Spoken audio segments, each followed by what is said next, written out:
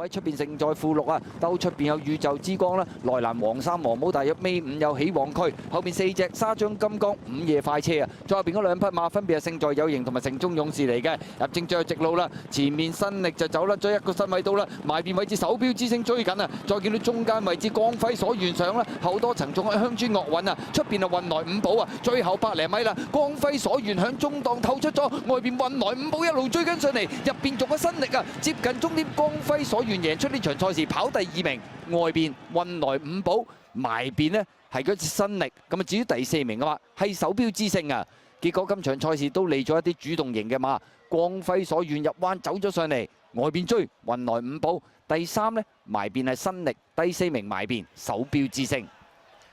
今晚排咗呢個9檔，光輝所願，今次佢贏馬，贏住出邊嗰隻運來五寶咧，都減磅出擊㗎啦。新力嘅放頭第3、第4名咧，入邊手錶之星，起旺區都係姍姍來遲啊，